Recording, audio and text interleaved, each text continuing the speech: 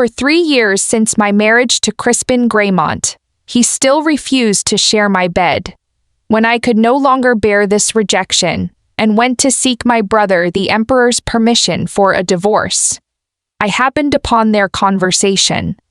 Sterling has been close to my sister since childhood, and though she is now married to you, I can hardly banish him to the northern frontier garrison just for speaking with her a few times, can I? The usually composed man suddenly grew agitated. It is not just speaking. I saw Serafina smile at him. In 3 years of marriage, she has never once smiled at me. Your Majesty, I am already 6 years her senior, and now younger men surround her. How can I not feel desperate? At this, my brother laughed. The wheel of fortune turns, my dear Chancellor. Do you still remember how you once struck her palm with the ruler during her lessons? Crispin gave a bitter smile and said, How could I forget? If I had known it would come to this, I should have struck myself instead. That very evening, he indeed knelt before me holding that same ruler, his voice hoarse. Please, Your Highness, strike me. What would you do if you were in my shoes? Share your advice below and subscribe to see how my story continues. And then, I made a decision that changed everything. 3 years ago, my wedding to Crispin Greymont shocked the entire capital city. He was the most distinguished young man of the noble Greymont family, the youngest scholar to ever achieve the highest honors in the imperial examinations. Elevated to the highest ministerial rank at an uncommonly young age, he was a man of strict principles and cool reserve, embodying propriety in every gesture. I was the most unruly princess in the entire celestial empire, and had once been his most troublesome student. In everyone's eyes, this match was an ill-conceived arrangement made during my father's final illness. We were simply incompatible. Crispin undoubtedly felt the same way. At this very moment, he was bidding me good night from behind a silk screen before retiring to his separate chambers. A mischievous impulse seized me, and I drew out a plaintive, "Oh my, what is wrong?" Crispin rushed in, but seeing my robes partially undone, his ears immediately flushed crimson as he hastily averted his gaze. Though he said nothing, I could almost hear the words "propriety must be observed" echoing in the silence. After 3 years of marriage, he still would not consent to share my bed. Since nothing is amiss, you should rest well.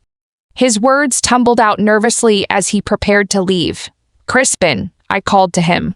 Could you stay tonight? He turned back, his fingers unconsciously worrying the edge of his sleeve, his throat working visibly before he finally managed a single word. Very well. I watched him approach with an awkward, stilted gait, standing rigidly before the bed like a student awaiting punishment from his master. In my youth, I had stood just so before him, concocting elaborate excuses for unfinished lessons, only to be inevitably caught in my deceptions. Silence stretched between us. I rose and placed my hands at his waist, tilting my face up to meet his gaze, only to catch the full measure of the tension in his eyes. He did not love me. Naturally, he would resist such intimacy. A sour ache bloomed in my chest, and I slowly withdrew my hands. Enough. I was not so shameless as to force myself upon an unwilling man. I lay back down, turning away from him. You may go. I am tired. He seemed to stand there for an eternity before finally departing with soft footsteps. My lady-in-waiting Ruby entered with an armful of illustrated books, chattering away in my ear. Though the Chancellor is certainly handsome, he is far too rigid and dull. He eats only the same few dishes, wears only the cloud-patterned silk provided by the imperial workshops, and keeps his robes pressed more precisely than legal statutes. So, Your Highness, whatever do you see in him? Ruby had served me since childhood, and was one of the few who knew of my feelings for Crispin. During those tender years when a girl's heart first awakens, I had sought his attention through deliberate mischief, concealing my secret longings behind a facade of rebellious behavior. I had imagined that once Crispin came to love me, I would slowly share these memories with him. Now it seemed that day would never come. He wished only to maintain the appearance of marriage between us. Feeling restless, I took one of Ruby's books and began leafing through it absently, then froze in shock. Two men could actually during these years of Crispin's coldness. I had suspected he harbored feelings for another woman and had even secretly had him followed. For 3 solid months, not a single woman appeared in his vicinity. But now I suddenly realized I might have been looking in entirely the wrong direction. Perhaps the object of his affection was not a woman at all. Crispin was naturally aloof and rarely grew close to anyone, yet with my brother the Emperor, their relationship seemed less that of sovereign and minister than of intimate friends. Could they possibly? At dawn the next day, I hurried to the palace to make seemingly casual conversation with my sister-in-law. She yawned widely, looking utterly defeated. "Serafina, what exactly are you trying to discover today?" I decided on directness. "Sister, I want to know how things stand between you and my brother lately." She became instantly alert, suspicion flaring. "Are you trying to place someone in your brother's inner chambers? I thought of you as my dear sister, and here you are trying to introduce rivals. Tell me, which scheming woman sent you?" My sister-in-law came from a military family and spoke with characteristic bluntness. I spent considerable effort soothing her ruffled feathers before the matter was settled. "Your brother and I have been married 5 years and have 3 children. What do you think? But you and the Chancellor," her gaze dropped meaningfully. "You've been married 3 years, yet your belly shows no signs of quickening. Could it be that he is unable?" This was too embarrassing to discuss honestly, so I redirected the conversation back to her relationship with my brother. Her eyes curved into crescents as she recounted fragments of their loving history. Childhood sweethearts, hearts aligned from youth, deep and abiding affection.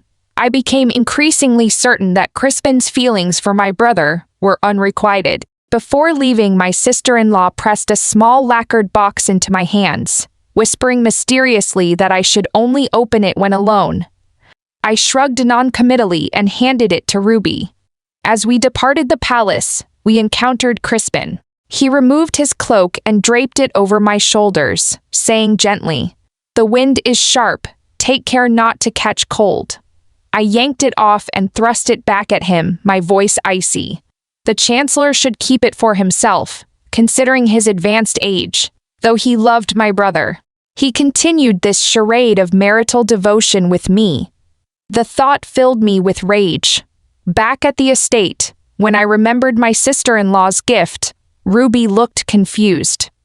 "Wasn't that a present for the Chancellor?" When we returned, I sent it directly to him. Only then did I recall that today was Crispin's birthday, and I had originally intended to request the inkstone from the tribute of the Kingdom of Lee as his gift.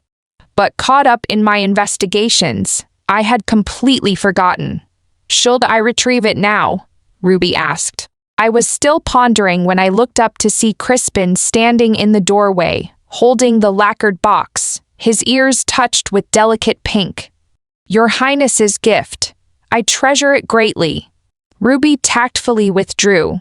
I approached cautiously and took the box from him, opening it only to laugh in astonishment. Inside lay a collection of intimate illustrations, 36 positions, 72 techniques. The variety rivaled martial arts manuals. This was not intended as your gift." "Ruby took the wrong item," I stammered, my throat tight with embarrassment. Crispin's face bore a suspicious flush as he hesitated, then stepped closer, bending slightly to bring our faces near. "If your Highness is willing, we could study them together." Under normal circumstances, I would have accepted eagerly, but knowing his heart belonged to another man made this feel like mere duty, forcing himself to endure what disgusted him. I felt chilled to my very bones and quickly refused. I am not willing. Chancellor, perhaps we should maintain some distance from now on. By candlelight, the color drained instantly from Crispin's face. Serafina, he rarely used my given name. We are husband and wife, these matters, unnecessary. I cut him off coldly. You need not compromise yourself so, Chancellor. Besides, I know about your secret with my brother. Better I should take lovers than force him into unwanted intimacy. The flames flickered with soft sounds. Crispin's expression froze, his voice growing hoarse. You know. Such unspeakable preferences, yet he admitted it with remarkable composure. After a long silence, Crispin asked with pale lips, "Will you hate me for it?" I countered, "What do you think?" Of course I would. That glimpse outside the imperial study had captured my heart entirely, yet he had used me as nothing more than a convenient disguise.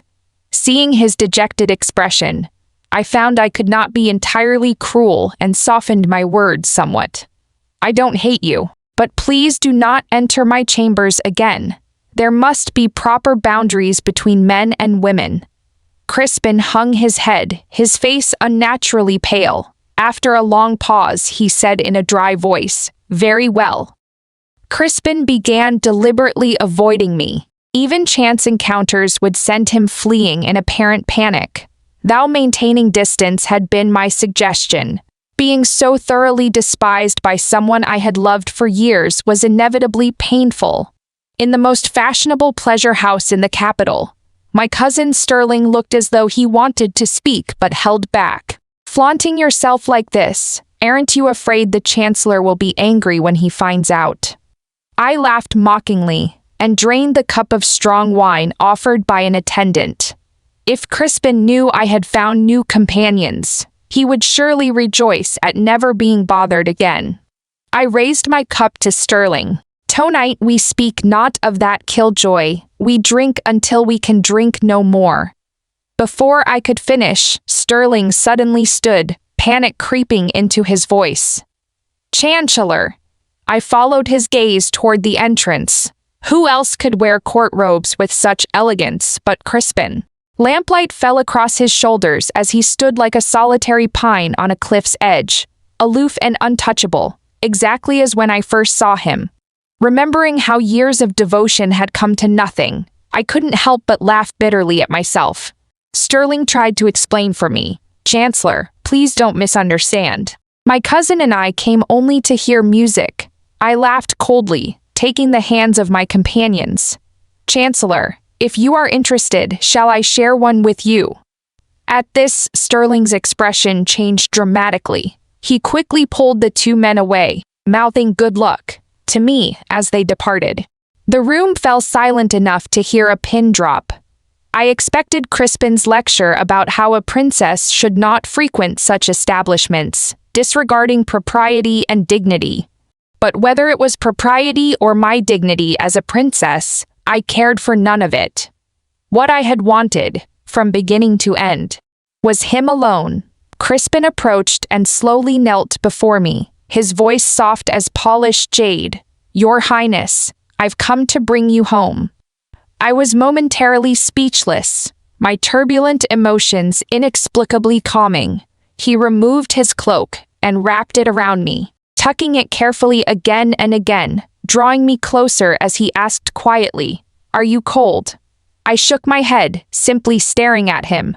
So beautiful. The desire I had struggled to suppress crawled out once more.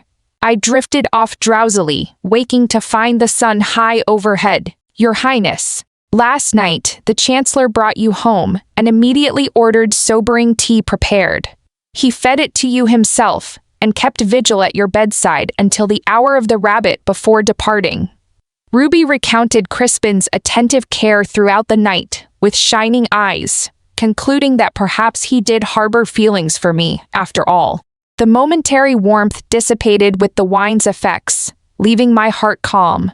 Having disrupted my marriage prospects, Crispin likely felt guilty and wished to make amends through such small gestures.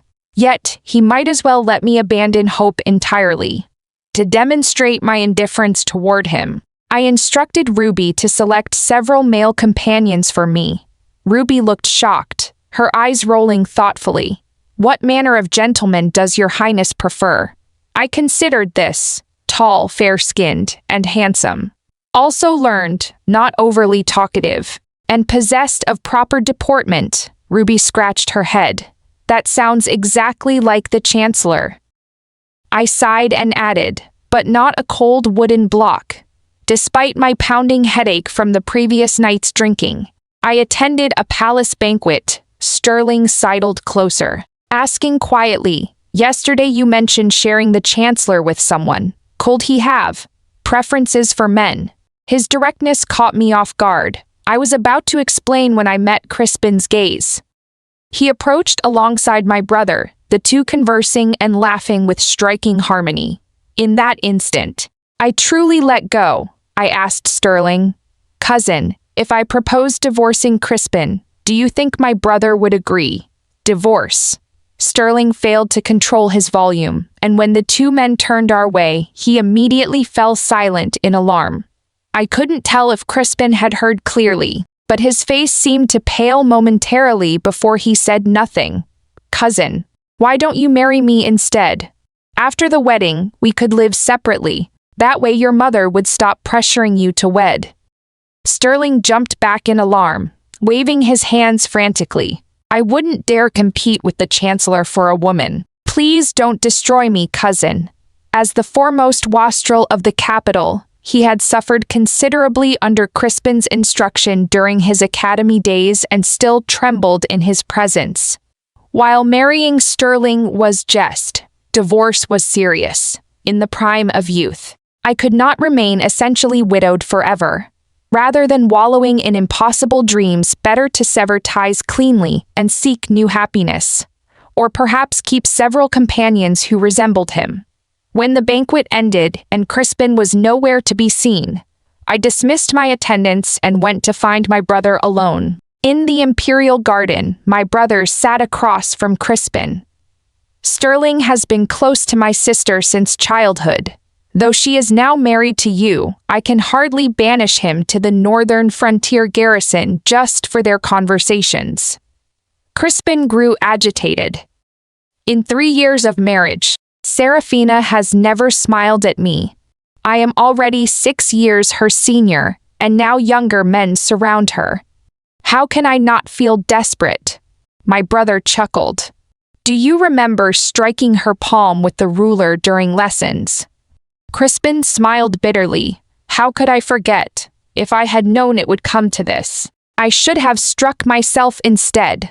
My blood turned to ice. Crispin, was he jealous of me? I had never imagined that someone as composed as Crispin could harbor such turbulent emotions. Voices continued from beyond the artificial hill as I strained to listen. "Serafina must find me too old and rigid, which is why she is attracted to others, and now that she knows that secret, she surely resents me." I was listening intently when a voice behind me made me jump. "Third princess, you've arrived." The eunuch's announcement was clearly meant to alert my brother. I had no choice but to emerge. "I just arrived and heard nothing of your conversation." They exchanged glances, and my brother cleared his throat, rising. "I must check on the little princess. You two return to the estate. We'll continue tomorrow if needed." We remained silent until leaving the palace gates, in the carriage. He suddenly broke the silence. "Did your highness truly hear nothing today?" I went along with his question. "I heard some things, like the Chancellor saying he should strike himself severely."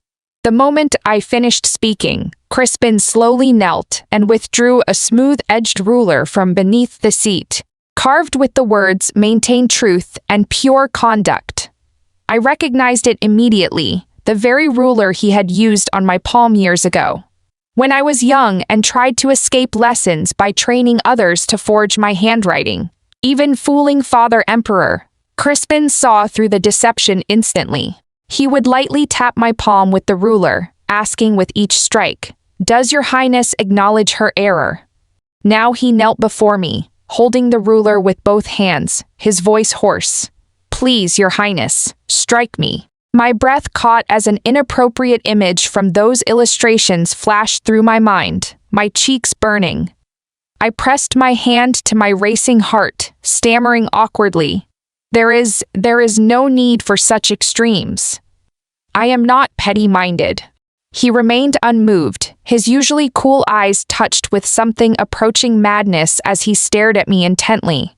His throat worked repeatedly before he managed, "Will you forgive me, please?" My breathing quickened with confusion. Was this still the graceful chancellor I knew? The moment the carriage stopped, I leaped past his kneeling form and ran toward the estate. Ruby panted as she caught up, asking what was wrong. I asked her, under what circumstances might someone's personality change completely? Today's Crispin was so unfamiliar as to be frightening. She stared with round eyes, thinking seriously. Possession by spirits. Crispin's jealousy was strange enough, but his behavior in the carriage could only be explained by supernatural influence. Various complex emotions churned in my heart as I glanced up to see a familiar figure outside my window. Ruby noticed too, whispering, "Is the Chancellor adjusting his appearance?" The figure outside spent considerable time arranging himself before standing motionless for a while, then inexplicably departing. Ruby covered her mouth in sudden understanding. The Chancellor is possessed. Whether Crispin was possessed I couldn't say, but I was certainly bewitched. Lying down that night, I couldn't stop replaying his words from the Imperial Garden, though they seemed too incredible to believe. If he loved me, what did 3 years of coldness mean? I couldn't understand. Sleepless all night, I prepared to confront Crispin for answers, but opening my door left me stunned. In the courtyard, young men dressed as scholars stood in formation, bowing in unison. "Greetings to the third princess." Ruby approached with a roster, grinning proudly. "You said you preferred learned men, so I specifically had them recruited from the academy. How are they?" My mouth twitched. "You certainly work quickly, naturally," Ruby added proudly. I hired several loud women to shout, "Who wishes to serve as the third princess's intimate companion?" Outside the academy, then eliminated the unattractive ones. This is what remains. Should I praise you? I rubbed my forehead, torn between laughter and tears, deeply regretting this rash decision. That is unnecessary. I know you are trying to make the Chancellor jealous by creating a scene, showing him how many men admire you to make him anxious. Now I had added lustful to my reputation as a wayward princess. Princess, I've long admired you. Let me stay to serve you properly. A heavily painted man winked at me, swaying his hips forward. His manner clearly marked him as a pleasure house entertainer, not any respectable scholar. On someone started, others crowded forward eagerly. Princess, I've composed a poem. Princess, I can perform sword dances. My scalp crawled as my gaze fell on a familiar figure in plain robes behind the crowd. Crispin's gaze, deep as still water, rested heavily upon me, though I could read no emotion there. I've been feeling lonely lately and thought to keep some companions nearby. Since the Chancellor is here, perhaps you could help me evaluate them. I suddenly wanted to see Crispin's reaction. Countless expressions, pain, humiliation, resignation, flickered in his eyes as his gaze grew heavy. Just as I began to feel sorry for him, he spoke. Very well. Crispin had a long table brought out, and seating himself, began examining the candidates. Insufficient learning, dismissed. Handwriting too poor, dismissed. Frivolous behavior, dismissed. In less than half an hour, the crowd had been reduced to a single person. I called to Crispin. I find this one quite pleasing. Let him remain. Crispin suddenly stood, the light in his eyes dimming by degrees. The chosen man was already kneeling in gratitude. Thank you. Princess, I shall serve you faithfully. After the man was escorted away for lodging and the table and writing materials removed, Crispin still stood frozen, his fingertips trembling slightly. I asked, Does the Chancellor have anything else to say? He pressed his lips tight before finally forcing out, "Congratulations on finding such a fine companion." Then he turned and left without looking back. After he departed, Ruby, who had witnessed everything, approached. "Princess, I think the Chancellor was clearly jealous just now." I had seen that too, but I couldn't understand why he maintained such pretense when his jealousy was so obvious. An inexplicable frustration lodged in my chest. To demonstrate my indifference, I instructed Ruby to select more male companions. Ruby looked shocked, her eyes darting about. What type of gentleman does the princess prefer? I considered. Tall, fair-skinned, and handsome. Also learned, not too talkative, and proper in deportment. Ruby scratched her head. Isn't that just describing the Chancellor? I shook my head with a sigh, adding, but not a cold, unfeeling block of wood.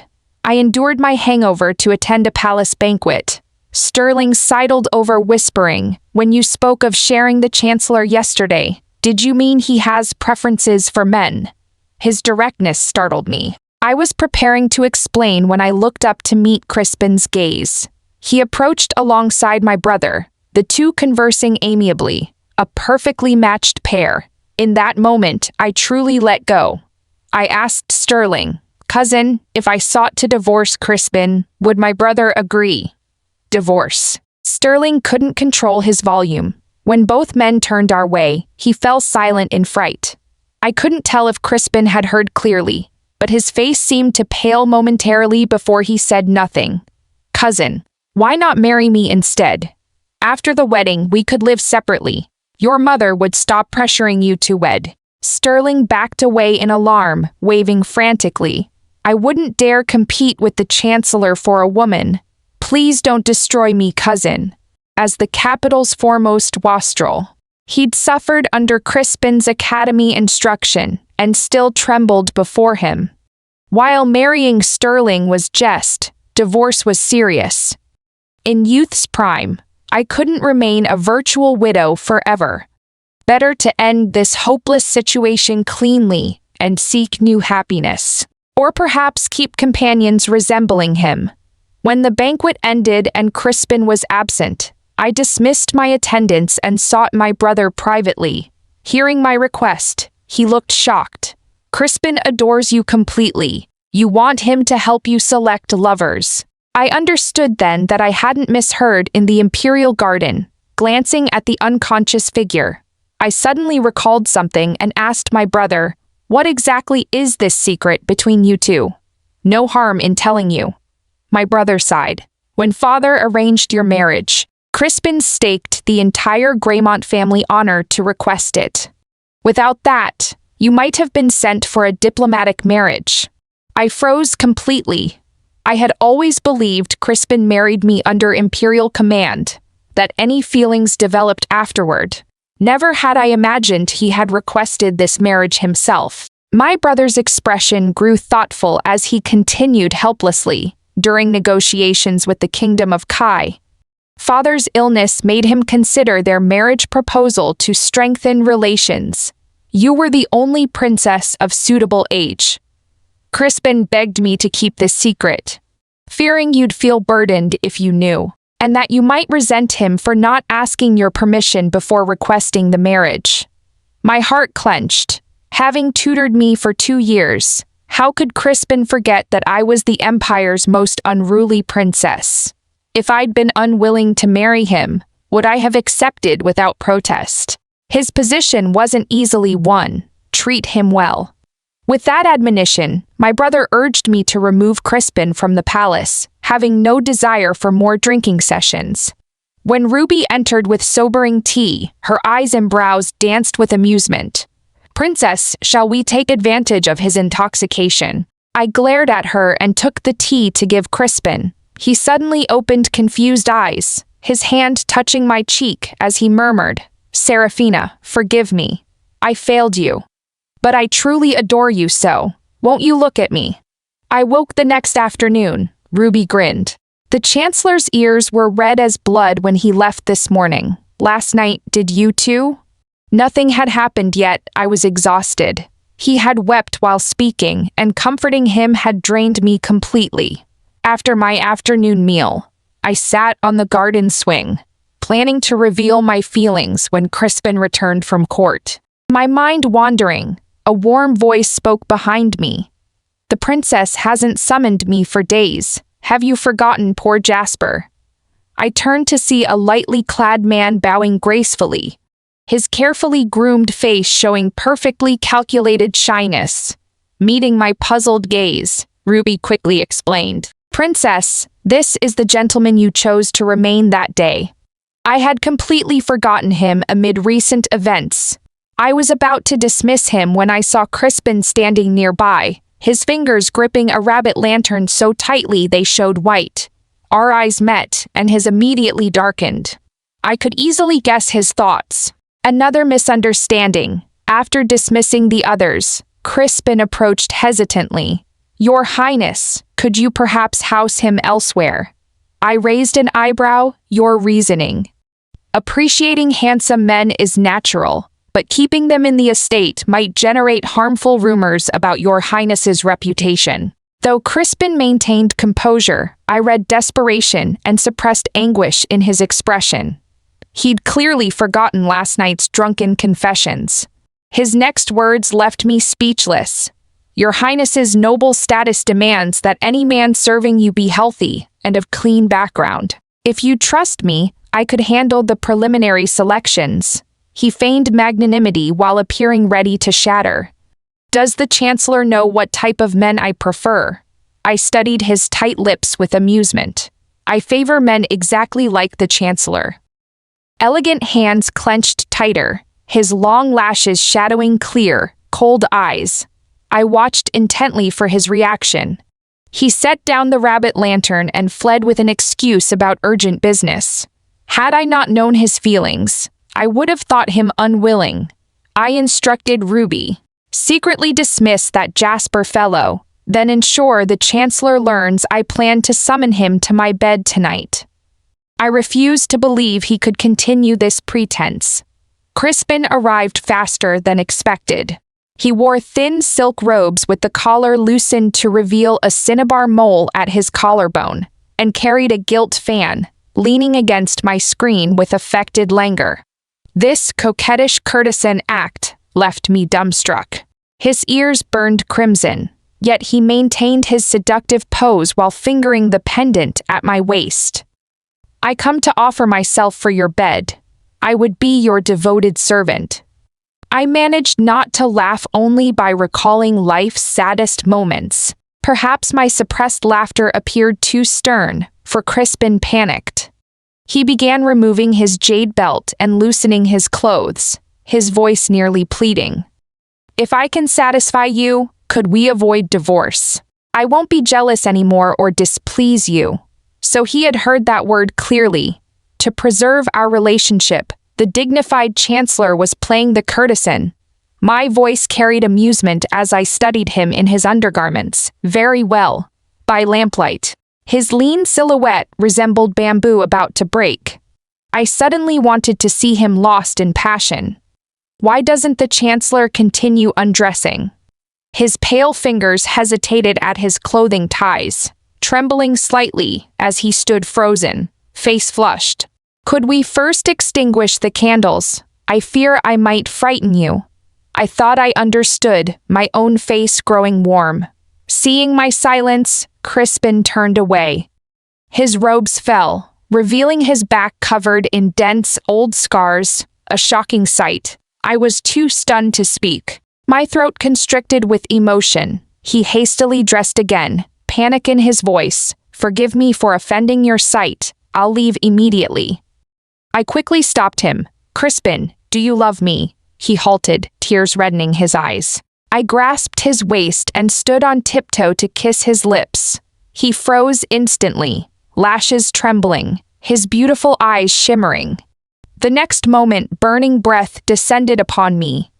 Perhaps from long suppression, he left me no chance even to speak of loving him through the entire night. Though he appeared delicate, his stamina proved remarkable. exhausting me completely yet still managing morning court duties. I ached and was tired, staring at the red bed curtains in a daze. As a civil official, Crispin need not train in martial arts like military officers. These extensive scars seemed inexplicable. Since he wouldn't explain, I would investigate myself. After hearing my instructions, Ruby hesitated awkwardly. Under questioning, she revealed the truth. The dismissed Jasper had been spreading tales of being my lover, using my name to obtain free meals and lodging. My mouth twitched with fury. I wanted to drag him back for a beating. Following your orders, I gave him several hundred silver coins, but he wanted more. Ruby's face reddened with anxiety. You've finally reconciled with the Chancellor. If he learns of this, he'll surely distance himself again. Not knowing of Crispin's feelings, Ruby worried endlessly. Word somehow reached the palace, and my sister-in-law summoned me for earnest counsel about restraint. You are doing this to make him jealous, aren't you? Her tone was certain. I hadn't expected such perception from her forthright nature. I shouldn't interfere between you two, but there is something I must tell you. She seated me nearby, glancing around before continuing. My father once governed Greymont Province, and I lived there briefly, hearing certain rumors. Crispin's parents were both born outside marriage, and in their competition for status, they were extremely harsh with him. At 3 years old, they made him memorize the Rhapsody of the Spirit Light Hall, 1 lash for each mistake. And frequent errors meant confinement without food. So that explained his becoming the youngest ever top scholar, continuing his family's glory. I suddenly understood his emotional complexity. Remembering the cross-hatched whip marks on his back, my heart ached. In the pavilion, a figure stood straight as bamboo. Ruby said he'd been sitting there for 2 full hours. Seeing my approach, he rose and cleared his throat, masking his emotions. It was my fault for suggesting he be housed elsewhere, leading to these rumors. Please bring him back to the estate. I won't mistreat him. I stared in amazement, feeling sad, helpless, and somewhat amused. What if I told you I don't even remember his name, that I kept him only to make you jealous? Would you believe me? He stiffened, moisture suddenly filling his eyes. Any man the princess favors may enter the estate. His Majesty will hear my explanation. The princess need not compromise herself from pity for me. Even now, he thought I'd remained celibate these years from fear of my brother. Panicking, I gripped his shoulders tightly.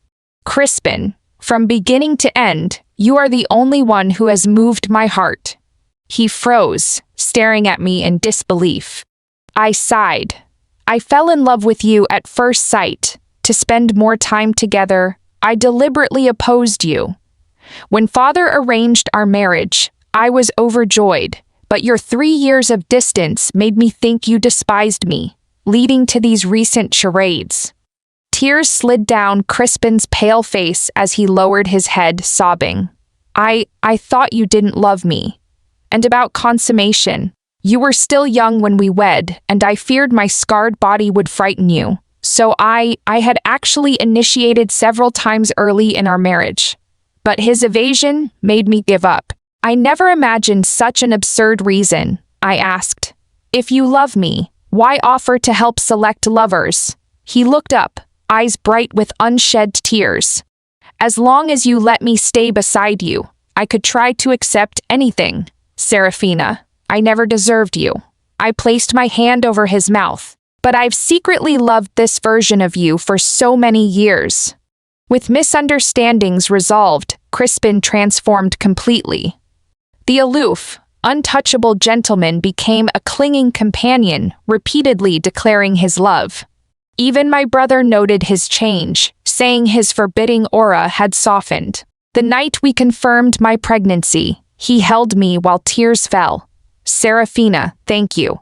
I touched the scars on his back. Do they still hurt? He shook his head. Whether he admitted it or not didn't matter. For the rest of our lives, I would be the one to cherish him. Crispin's perspective. I first saw Serafina while discussing affairs with His Majesty. She wore a yellow jacket, her hair ornaments chiming as she ran, throwing herself into His Majesty's arms before a stranger. "Father, let me leave the palace to see the lanterns, please." She was exactly as rumors described, utterly improper. Yet I, who considered propriety essential to existence, found I couldn't dislike her. When I learned I would become her tutor, my heart actually lifted. I could see her often now. Outsiders called her willful and arrogant, yet among the academy's privileged students, only she would plead for erring servants. She was childlike and unpretentious, treating maids like sisters while constantly challenging me. Though I spoke reproof, my heart secretly rejoiced.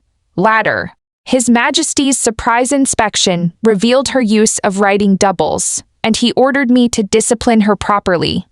Imperial commands couldn't be disobeyed, so I struck her palm with the ruler. I used minimal force, stopping immediately when her eyes reddened with grievance. I wanted to comfort her, but saw her throw herself into young Master Sterling's arms. Sterling was only a year older, of noble birth and handsome features, but accomplished in neither scholarship nor martial arts, the capital's foremost wastrel. He didn't deserve her. Neither did I. Learning she might be sent for diplomatic marriage to Kai, I approached Sterling, hoping he would propose marriage himself. But he was a coward. Since he wouldn't act, I would no longer yield. He knelt outside His Majesty's chambers for a day and night, requesting only a marriage decree. She had barely reached maturity. Even if she didn't love me, I couldn't let her be exiled from home. His Majesty finally relented. On our wedding day, her golden embroidered phoenix veil swayed gently, making her cheeks bloom like March peach blossoms. Outshining the pearls at her ears, I struggled to suppress the urge to kiss her. 3 years passed before she asked, "Could you stay tonight?"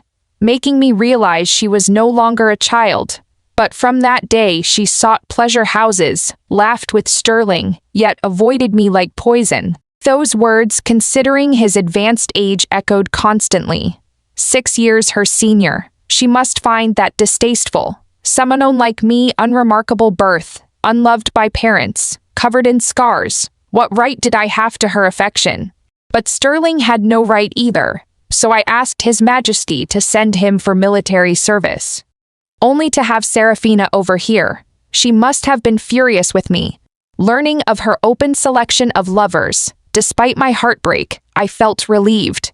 As long as she didn't abandon me entirely, I would coexist peacefully with those seductive men.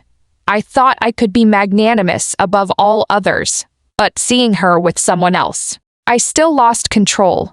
After 2 decades of strict propriety, I never imagined I would dress as a courtesan to offer myself to my beloved. Fortunately, all misunderstandings were cleared. She had loved me secretly during all those years I harbored feelings for her. My avoidance and cowardice had cost us so much time, but everything could still be set right. The bright moon, I'd admired from afar, was finally in my embrace.